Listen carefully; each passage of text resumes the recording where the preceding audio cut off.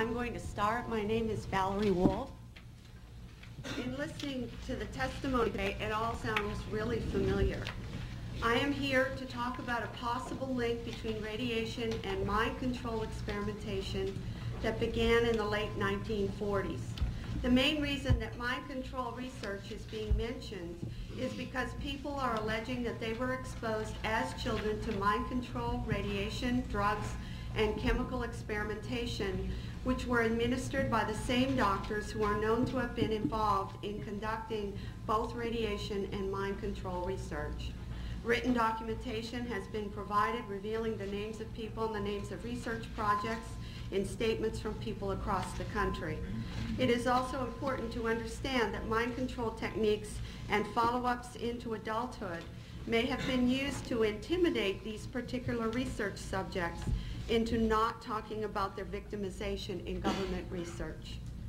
As a therapist for the past 22 years, I have specialized in treating victims and perpetrators of trauma and their families.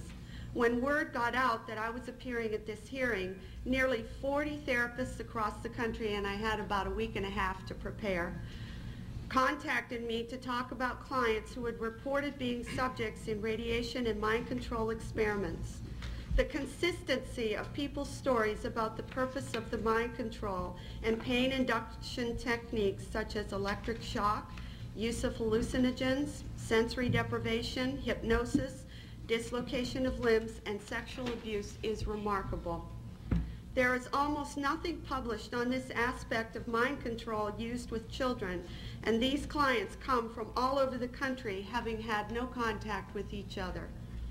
What was startling was that therapists reported many of these clients were also physically ill with autoimmune problems, thyroid problems, multiple sclerosis, and other muscle and connective tissue diseases, as well as mysterious ailments for which a diagnosis cannot be found. While somatization disorder is commonly found in these clients, many of the clients who've been involved in the human experimentation with the government have multiple medically documented physical ailments. And I was really shocked today to hear one of the speakers talk about the cysts and the teeth breaking off, because I have a client that that's happening to. Many people are afraid to tell their doctors their histories as mind control subjects for fear of being considered to be crazy. These clients have named some of the same people, particularly a Dr. Green, who was associated with clients' reports of childhood induction of pain, mind control techniques, and childhood sexual abuse. One of my clients who had seen him with a name tag identified him as Dr. L. Wilson Green. A person with this same name was the scientific director of the chemical and radiological laboratories at the Army Chemical Center, and that he was engaged in doing research for the Army and other intelligence agencies. Other names that have come to light are Dr. Sidney Gottlieb and Dr. Martin Orn, who it is reported were also involved in radiation research.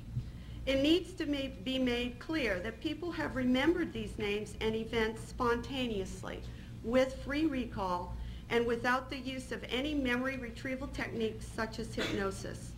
As much as possible, we have tried to verify the memories with family members, records, and experts in the field. Many attempts have been made through Freedom of Information Act filings to gain access to the mind control research documentation.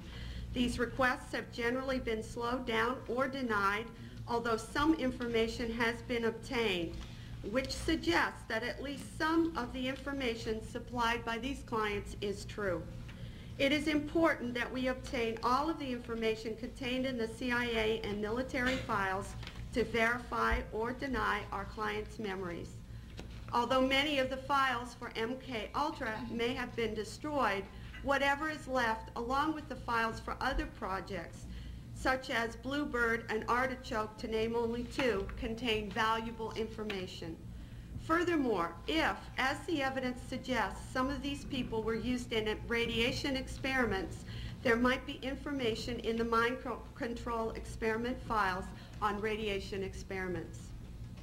We need this information to help in the rehabilitation and treatment of many people who have severe psychological and medical problems which interfere with their social, emotional, and financial well-being.